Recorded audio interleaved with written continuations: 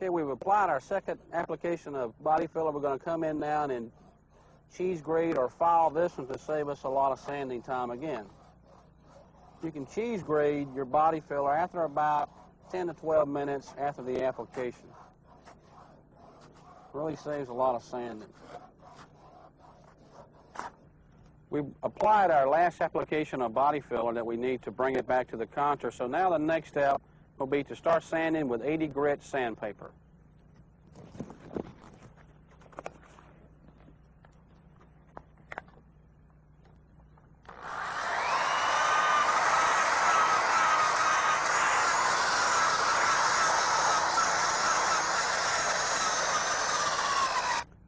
We're going to be going still with 80 grit sandpaper, but using a sanding block.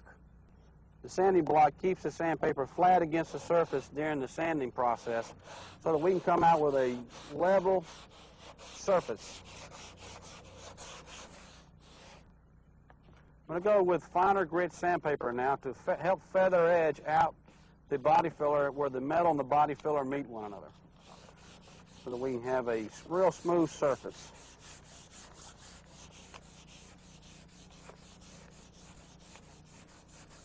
You want to make sure that the edge where the filler and the metal come together is completely smooth here. So when you rub your finger across it, you don't feel any type of ledge or little cliff area here. Our next step is to wipe the surface clean with a dry, clean cloth to remove the excess dust that would be on the surface. As soon as we wipe it down, we'll come back with a tack cloth and wipe the area to remove the remaining dust. You don't want any dust in your primer or paint. This is Marhide Supreme Primer. You'll notice we have a red oxide and we have a gray. The gray is for whites, gray colored cars, silvers, and pastel colored cars. The red will be great for doing colors like red or like this car here, burgundy. You need to make sure you always shake the can well before making the application. We're going to put on 2 to 3 thin coats of this primer.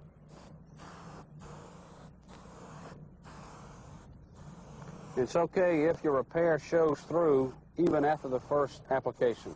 We're going to go ahead and apply the second coat now. We have waited about 5 minutes between the coats. Putting on a little bit thicker, starting to completely cover up our repair now. It's like one more coat would probably do this job. Now that our first coat of primer has dried, we're going to go with a medium to fine sandpaper and fine sand the primer.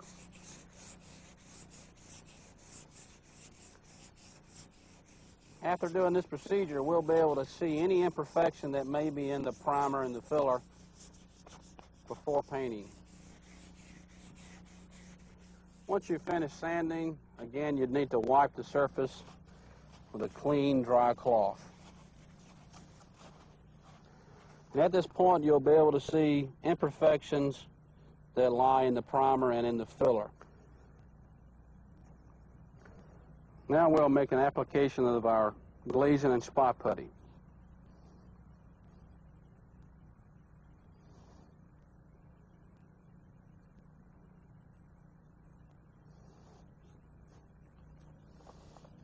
This product will, again, fill in these small imperfections that lie in the surface. And this product is designed to go on real thin, really pressing the product in.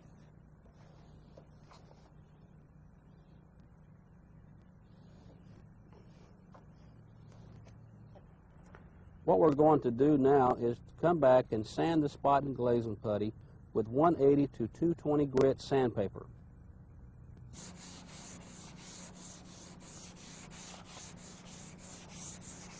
We'll be sanding off what we don't need here, and the only glazing and spot putty will be left with what we need to fill the imperfections.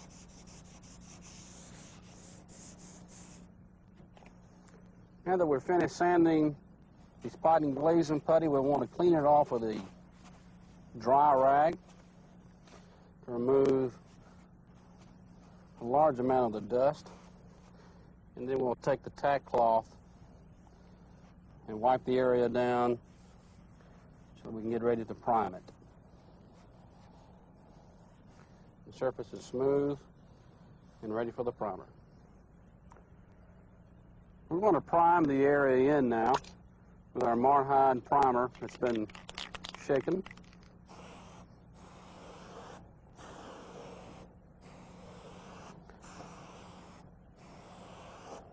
And it's okay if you still see the repair after you make your first application. We're going to untape the primer now so that we can sand these edges so that we can feather edge into the original paint job here so that we don't have these rough edges. We're going to be sanding with 400 grit sandpaper to feather edge into the original paint here and to sand the primer to prepare it for the paint so that it will adhere. Now that the primer has been fine sanded, we'll come in and wipe the surface with a clean, dry cloth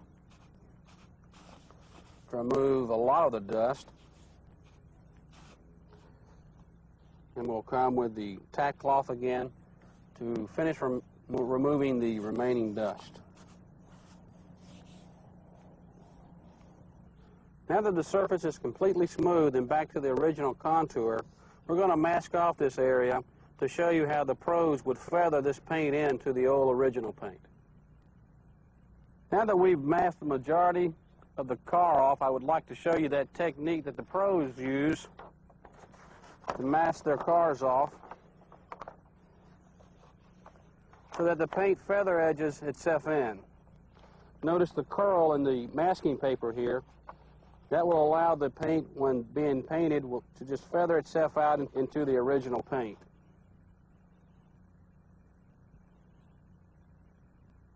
We're going to use the Marhide aerosol spray paint on this car to spot it in. However, you can go to your local auto paint supplier also, and they can mix the paint for you. You want to apply several thin coats of paint.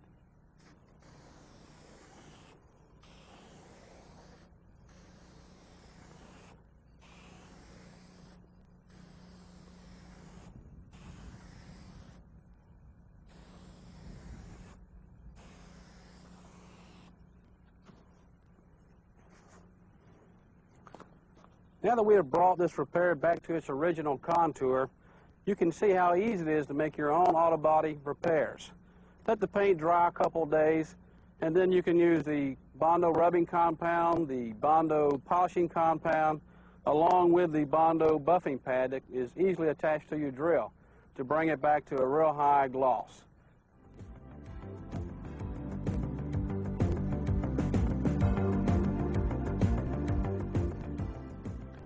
We're going to repair this rust out now, and even though it looks like it would be impossible to repair, we're going to show you how easy it is to repair with the polyester fiberglass resin and fiberglass mat and cloth. We'll sand now to remove all the loose rust.